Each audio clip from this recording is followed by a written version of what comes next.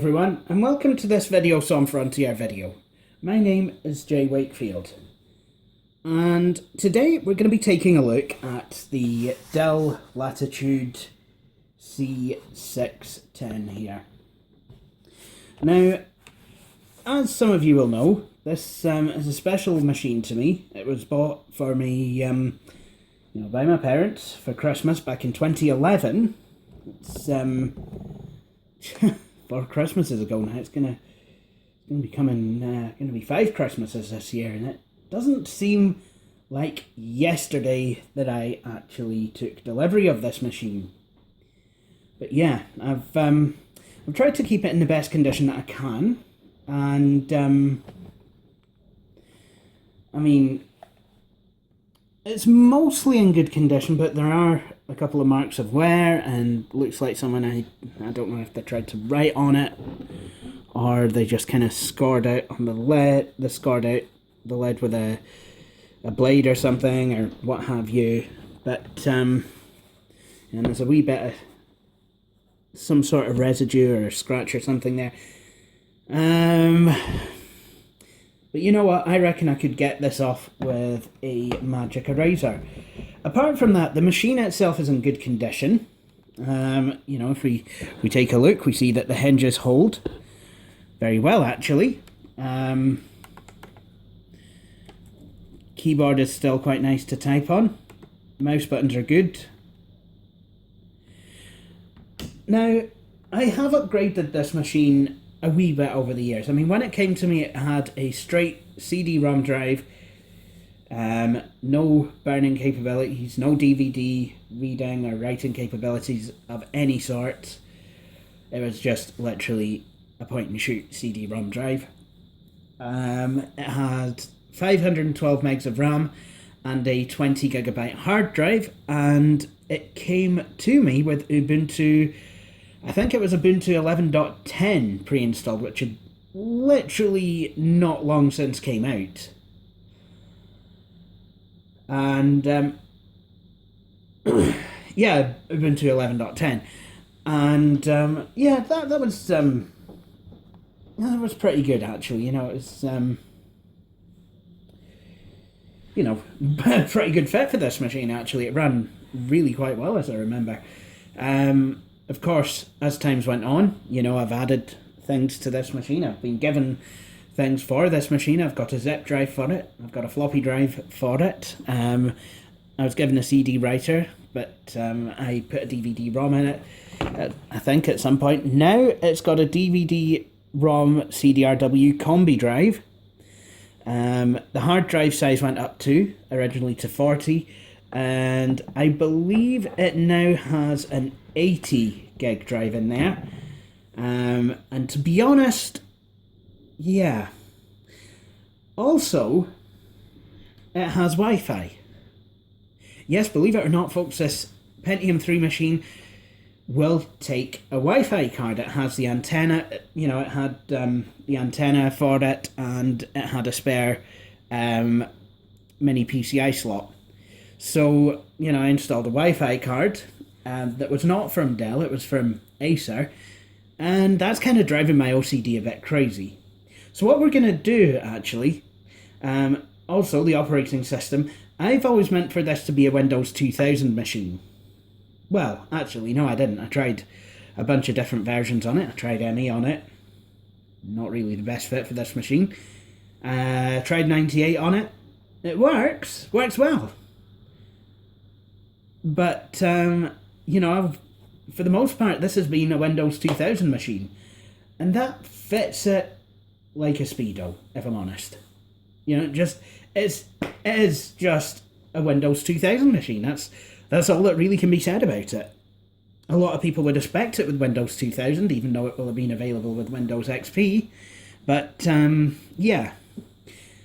This, at the moment, if I remember rightly, has a dual boot of Windows 98 2nd Edition and Windows 2000 Professional on what I believe to be an 80 gigabyte hard drive. So I've decided that what we're actually going to do today is kind of downgrade it a bit. Just dial it back a bit, make it a wee bit more sensible. The wireless card has got to go.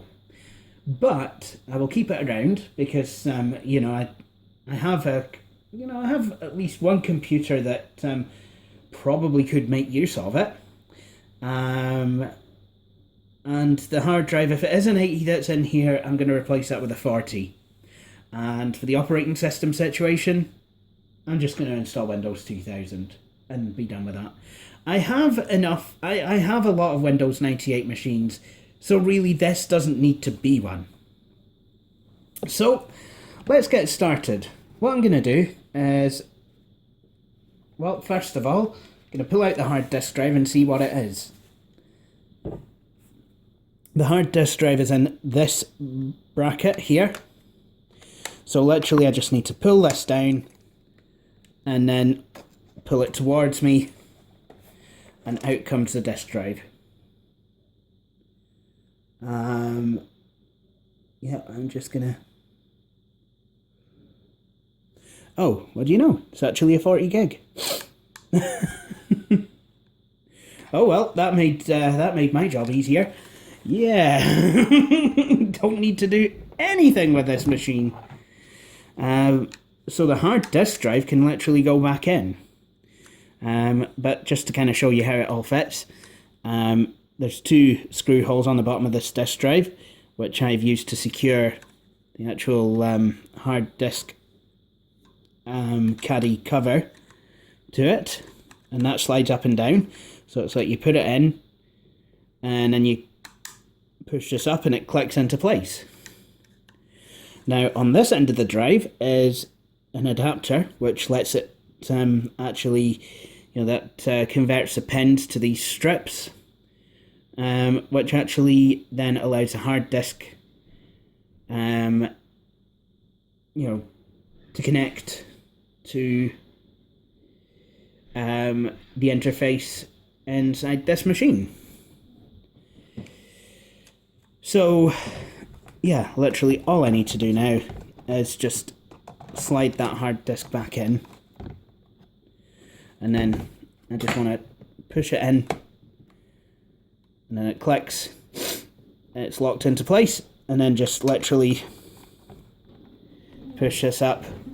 Now there would normally be a screw there, but I don't know where it's gone, so yeah. Okay, so now it's time to actually concentrate on removing the Wi-Fi card.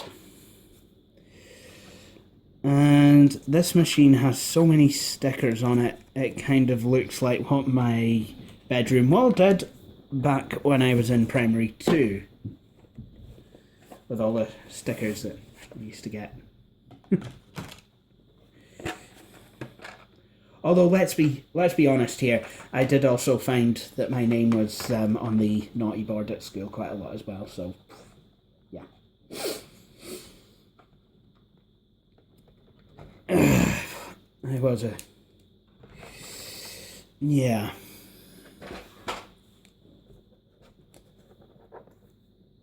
Okay. So what I'm going to do is I'm just going to...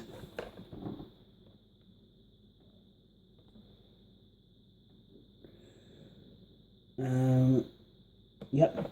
And there's a spec sticker of what the original specs of this were. I've just noticed that. 512 megs of C610, Pentium 3, 1 GHz, 512 megs of RAM, 20 gigabyte hard drive, and a CD-ROM drive. Now, the amount of RAM in this has stayed the same. You know, some might say 512 is a bit much for a machine of this type, but I'm comfortable with it the way it's at. That's how this machine came, so yeah, I mean, why not? Oops. I mean, that was a lot for the time, but yeah. I mean, top-end machines in 2001, you could spec them with 512 megs of RAM. Oh, dearie me, there's a sticker there. I completely forgot about that. Okay, so now we've got the I've got the back off of this machine. So I don't know if this had the plastic casing on the antenna ports or not, but there's a Wi-Fi card. So to remove it, literally what I need to do is just pull the antenna plugs away from the Wi-Fi card. They will disconnect, and then the rest of it is a lot like installing or removing an SODIMM memory module, or SODIMM. You just basically pull away the tabs, and then the wireless card pops up at an angle, and then you just literally pull it out. So that is good.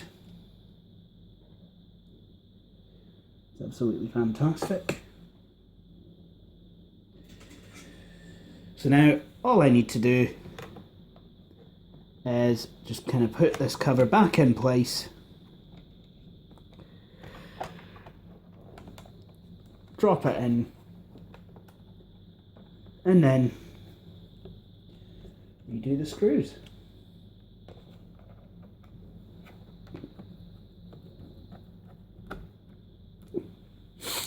And the middle one.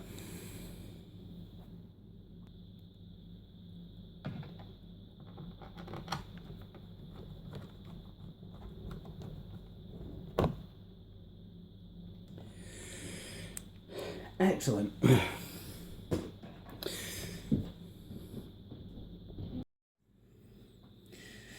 So now I have the machine plugged in and all ready to go.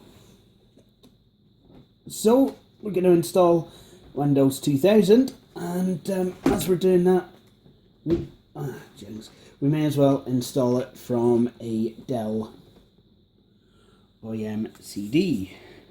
Because why not? We've got the drivers in the front of this system, so yeah. So let's switch it on. Now I can't remember, I think I may have replaced the CMOS battery, but like I said, I mean, I've had this machine for so long now that it's probably went dead again, because I think that's exactly what's happened. Whoopsie! It's something that I'm going to have to replace again. So let's see, the time is actually getting on a bit, so it's 50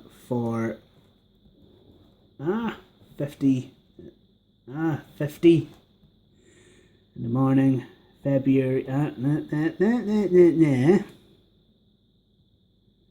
it's March the 2nd, 2016. Excellent. Okay, and yeah, we can see it's got a Pentium 3 1 gigahertz that will speed step down to 733 megahertz. Current clock speed 1 gigahertz, 512 megs of RAM, ATI mobility Radeon with 16 megs of video memory, Crystal 4205 audio controller, 40 gig hard disk, and I did plug a floppy disk drive in as well. I've been messing about with the Inspiron 3800, so you know, I thought, yeah, I left the floppy drive out, so I thought I'd plug it in here, because why not?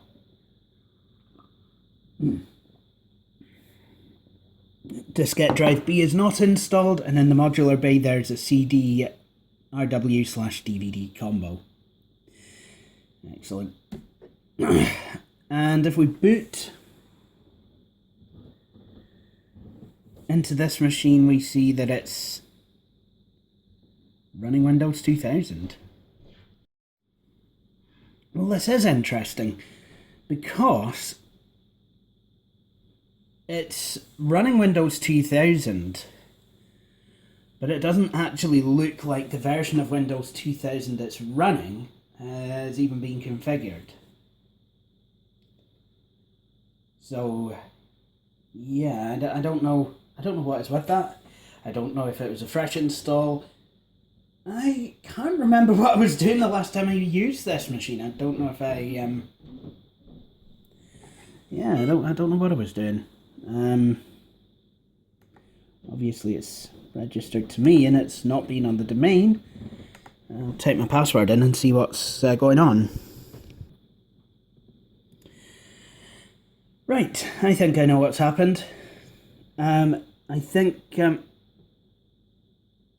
what I've done here is actually installed Windows 2000 to another machine, and a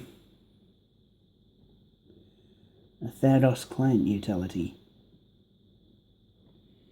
Or maybe I did install it on here. I don't know. Let's see. If I put any branding on it, it'll tell me exactly what it was meant for. Oh, this machine. That's awkward. Well, didn't look like I got very far with this install. So that wasn't what I was expecting, but apparently the display drivers let go. So that's fun. Hard disk drive, let's have a look. Looks like I installed IE6 on there. So toolbars appeared to be locked.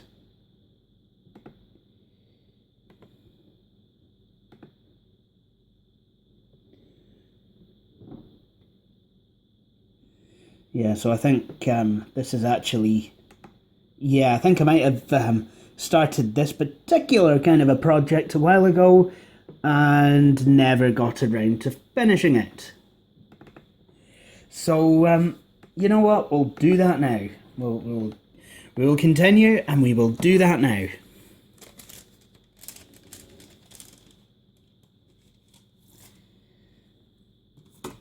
This is how bad my memory is, so just... Yeah. Be nice for this machine to have a bit of an airing and a refresh. So I've got a project that I'm going to do, I think my next video, and I might use this machine for that.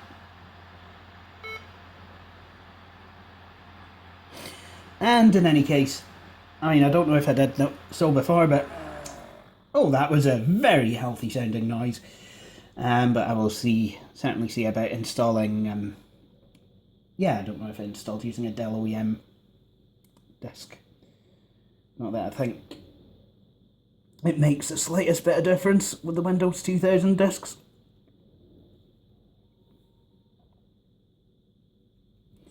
So I'm just pressing, I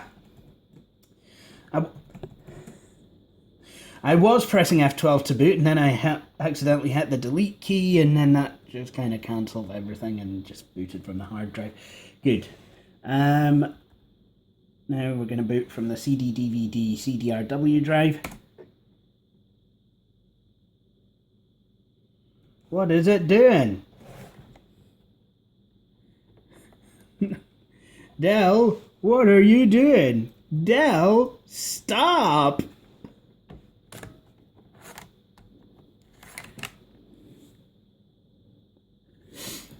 So I've just ejected the drive, the CD tray, and now I'm going to let the drive spin up. Would that it could.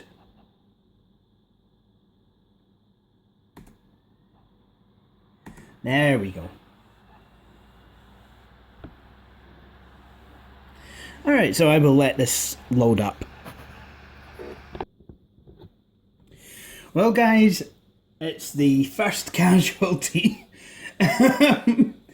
Yeah,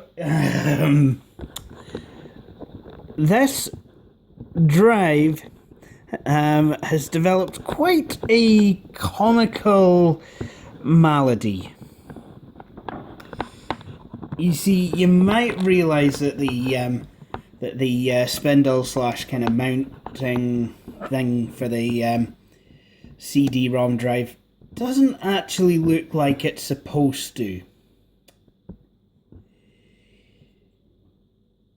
Here's the thing that came off. Yeah, that's not what I wanted. Okay, I put it back on. I don't know how long it'll hold for, but don't tell me I need to get another one of these new drives. I don't know. I think this machine kind of deserves a combi drive.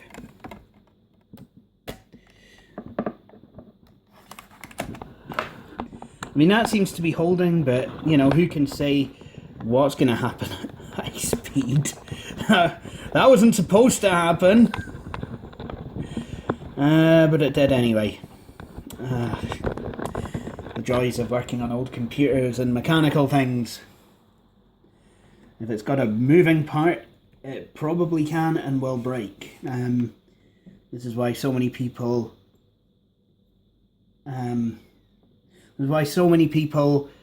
actually celebrate the demise of optical drives and the ongoing death of mechanical hard disk drives.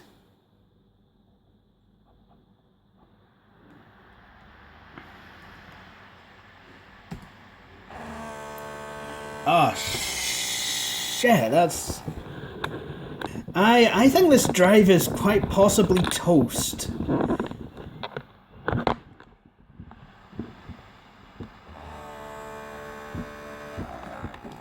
That was a very entertaining sound, but I don't think it's doing my CD any good.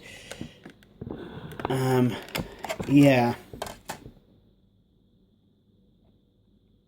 It still seems to be stuck down there. I'm having to literally hold the tripod up now. You can't... Jings.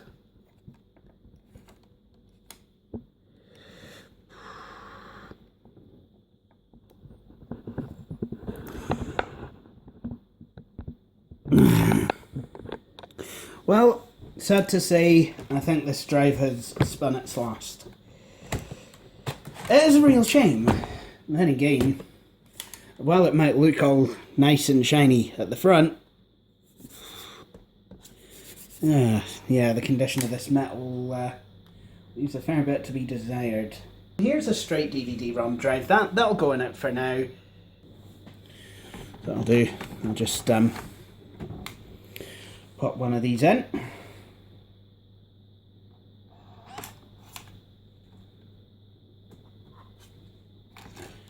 And then hopefully I can actually get that to go.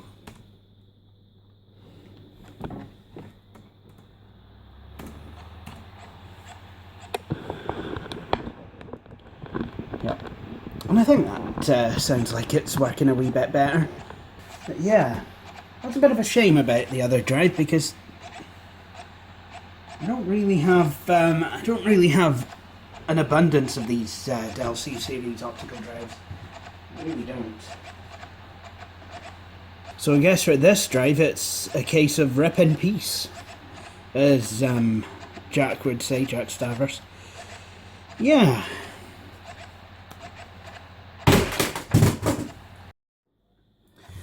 So now we're getting to the starting Windows 2000 bit.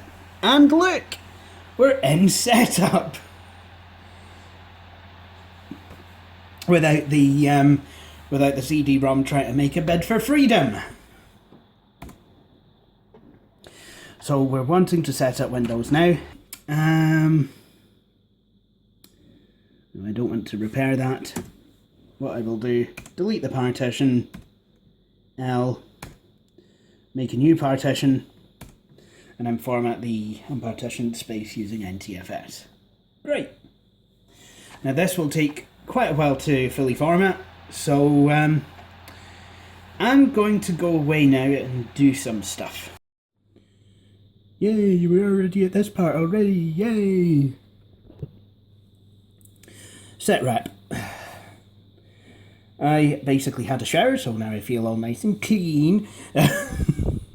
But I will need to purchase another C-Series optical drive. I did have a look, and it seems I don't have any more optical drives. Anyway, let's see what we can do here, we need to reset everything to British. And I'm starting to think that when Scotland becomes an independent country, well, Microsoft will not release a patch for Windows 2000 that will make it acknowledge Scotland's independence. I'm guessing some third-party coder probably might. You never know. I mean, you've got all these unofficial service packs coming out for different versions of Windows, Service Pack 4 for XP, and unofficial Service Pack 5 for Windows 2000. And just yesterday I was trying out unofficial Service Pack 3 for Windows 98. It's not SE to ME, although you can enable that kind of trickery if you want. But literally all I did was added a couple updates and what have you, and UPnP support. Because you know, I want to play about with with Plex under Windows 98 and see if I can get it to go. That'd be funny. Although I am not holding out any great shakes. But then again, on Linux, you never can quite tell. Now I'm going to have to put the product key in, which is underneath the laptop. So I'll be right back once I've done that. And now, to give this machine a name.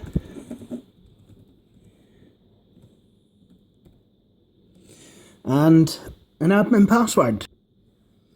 And now, just going to have a look at the date and time. A wee bit behind, but I'll just flip. And then set the time zone. Now, let's talk about networking, because it's happening. Again, whether Windows 2000 picks up this computer's Ethernet card, I do not know if it will. But now recently, when I've been setting up Windows 2000, I've been joining it to my domain, Ballbag, which is a Windows 2000 Advanced Server virtual machine. This time, however, I'm not going to be doing that, and there's a very good reason for that. Ballbag is not up, and I have no plans to bring it up, because my actual server, okay, it's not in the case that I want it in yet, but what I've done is I've literally repurposed the second Optiplex 380, the one that was in the retro computer corner, serving as my Windows XP and Windows 7 dual boot machine, as a server. I'm just using this Optiplex in lieu of getting the permanent server, the full server, completely set up and what have you, the one in the big silver case. Basically what I've done is I've installed two 2 terabyte Hitachi Ultrastar drives into this Optiplex, and with a wee bit of help from, in fact with a lot of help from L03 and Sansui 350A, we've configured them with MD RAID as a RAID 1 configuration. So we have 2 terabytes of usable space with the same amount of space and redundancy. So anything I now save to this server will actually be mirrored from one hard drive to the other. So it's basically like a backup. So if one drive goes down, then I just kind of need to pull it out, get another 2 terabyte hard drive, throw it in there, and then use MD RAID to rebuild the array. But with the full server, what I want to do is have 2 more 2 terabyte drives installed alongside the 2 that's currently in there. You know, obviously when there's a bigger case, this Dell Optiplex small form factor case would never fit so many hard drives in. So yeah, I mean, as soon as so basically what would happen then is I would convert the RAID array into a RAID 10 array, so that I have both striping and mirroring. So there would be 4 terabytes of usable space, one 4 terabyte volume across 2 drives, and then there would be redundancy across the other two drives. Nice. Anyway, let's go back to the Latitude C610. Now, because I have my server set up, what I can do here is, well, I do have a few file shares cut up using Samba, which basically means I can share pretty much anything I want with, believe it or not, any version of Windows. I've tested this on the Compact Desk Pro with Windows 3.1, and yes, it does see MILF, which is the name of the server. Yeah, just don't ask. Anyway, so it has picked up the Ethernet card. That's good. So I just want to click next and simply join the workgroup. And, you know, that's how I've been doing it for quite a long time. But I will admit, you know, it was very fun to play with a Windows 2000 domain server, you know, to get my hands dirty and things like Active Directory, DHCP, logon scripts, which are no longer used, but I kind of needed to use because I was talking to older machines. Yeah, it was fun to play with all of that stuff. I really enjoyed it. I really did. And it was kind of neat to make a network like what we had at my old school when I was growing up. It was you know, really kind of neat to be able to, you know, have my computers act the way that they did when they'd be like, you know, you'd log in, it'd be like, well, I'm just going to process Windows NT login script, and then once we've done that, you'll get your desktop, but you get some special drives, you see. You know, with your logon script, we've actually cut up some drives for you. I hope you enjoyed them. There's a document drive, and there's a scratchpad drive, and then there's an admin drive. So really enjoy that, and we'll see you when you log back in next time. Alright, so here we are at Windows 2000. Kind of at the desktop anyway. Network identification wizard. Users must enter username and password to use this machine. That's absolutely fine.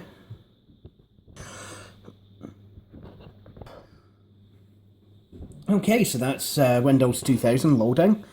Won't have to deal with blooming roaming profiles again. Ugh, that got annoying. That got pretty old pretty quickly. For roaming profiles to be a success, you literally have to have a gamut of machines that all basically run the same software. Basically a bunch of clones. Which is absolutely fine if you're actually on an actual business network, you know, and every employee needs access to the same set of programs, or if you're in a school and, you know, again the same thing, except pupils or students need access to the same array of programs. Roaming profiles are fine, but because my network has a menagerie of different machines with different software sets, roaming profiles really aren't suitable. Anyway, before I do anything, because I always seem to forget this bit, I want to create myself a user account.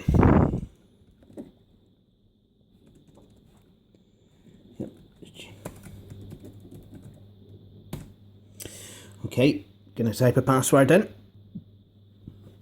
And I want to make myself a member of the admin group. Oh, and I will have it set where you have to press Ctrl-Alt-Delete to log in.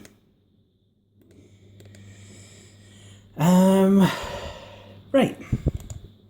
Oh, and also, actually, while I'm still in there, I want to make it so that my password doesn't expire on this machine.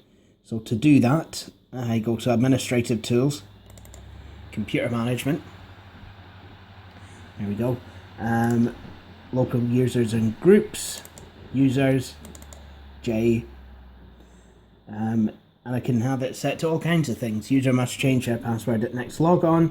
User cannot change password. Password never expires, or account is disabled. And, you know, and FYI, if you're actually doing this with an Active Directory, the changes are global, so you could literally lock someone out of the network, which is kind of fun. But then again, it's, you know, it is actually a thing that's used.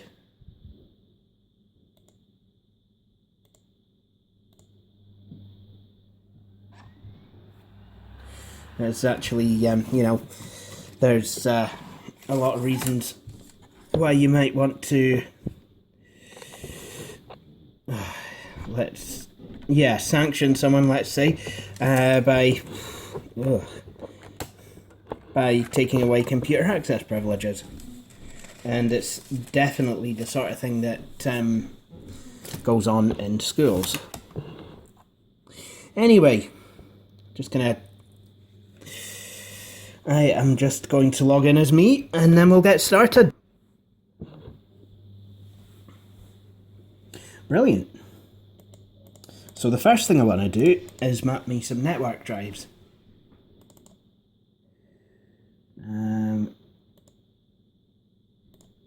Tools, map network drive. So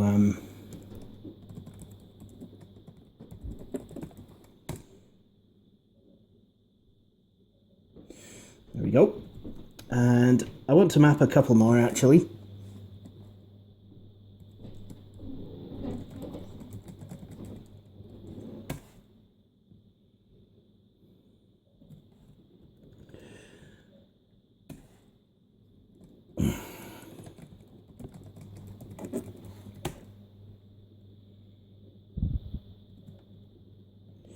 A lot of these folders are empty at the moment, but that's because I'm still in the process of copying things over.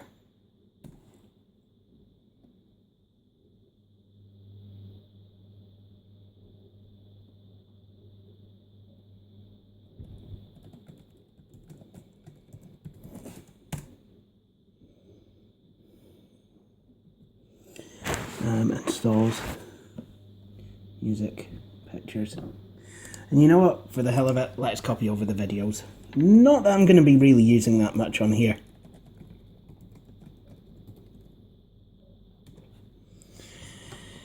Excellent. So here are the Dell Latitude C610 drivers. Now, I think the first thing I will install is the video. And then I'll go on to install things like the chipset and, you know, everything else. I'm not going to be doing this on camera. Because, you know, I don't think you guys want to see me just kind of going ahead and installing one driver after another. So yeah, I will actually do all this off cam. Okay, I will film this bit. The glorious first powered up once you have a video driver installed. So it may be the wrong colour depth, 256 colours. It may be the wrong screen resolution, 640 by 480 pixels. But this can be changed. So let's do that now.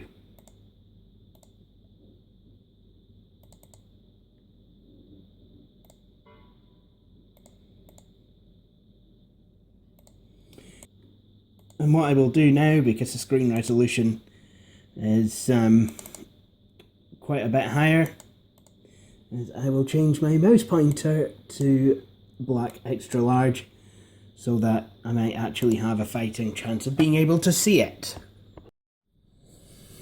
Okay, so I think I've finally got all the drivers installed. Had some problems with the modem. It turns out the driver that I needed was the only driver that I had not downloaded. Isn't that always the way?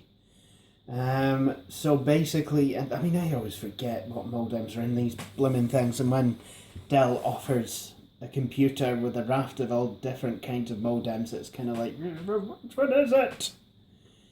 And unlike some BIOSes, this one didn't actually tell me. I think some Dell BIOSes actually will tell you what modem, if any, is installed.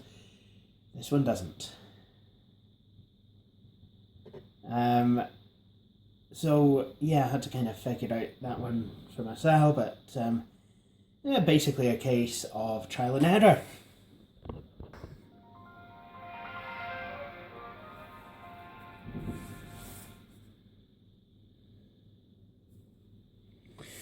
So there you have it. I have managed to get all this kind of sorted. Now obviously there's still a lot more that needs to go on this thing, but yeah, basically what we've done is we've actually given it a bit of a refresher install. I will of course be doing the next part, I think, off of camera. So I'd like to thank you all for watching this Videos on Frontier video. If you like what you saw, please feel free to subscribe, to like Videos on Frontier on Facebook, and also feel free to follow me on Twitter. But for the meantime, thank you for watching, and please join me for my next video. Goodbye.